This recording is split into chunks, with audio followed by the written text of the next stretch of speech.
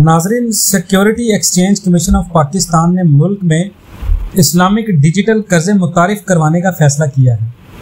Securities and exchange commission of Pakistan ने मुल्क में इस्लामिक डिजिटल कर्जे मुतारिफ करवाने और पाकिस्तान में इस्लामी मालियात के बढ़ाव के लिए एक बहुत बड़ा एक्शन प्लान मुतारिफ करवाने का फैसला किया है। इस्लामी फाइनेंसिंग में शरिया के मुताबिक डिजिटल फाइनेंस मॉडल्स को तरजीह दी जाएगी।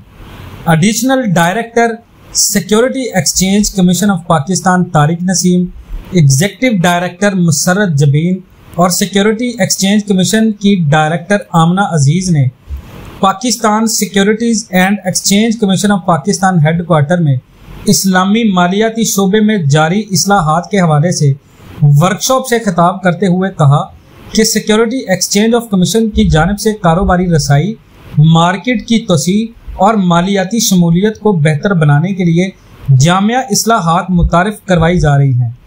अगर ये निज़ाम होता है तो इससे पाकिस्तान के अंदर मिडिल क्लास इंसान को फ़ायदा होगा, पाकिस्तान के अंदर दौलत की मुनस्सफाना तकसीम होगी, गरीब इंसान आसान इकसात पर कर्जे ले पाएगा, गरीब इंसान मन चाहा कारोबार कर पाएगा और बगैर किसी सूद के इस काम में भी बरकत होगी।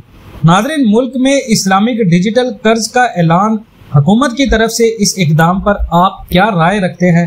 कमेंट सेक्शन में अपनी कीमती राय का इजहार करना मत भूलें। मिलते हैं नेक्स्ट वीडियोस में, तब तक के लिए अल्लाह हाफिज।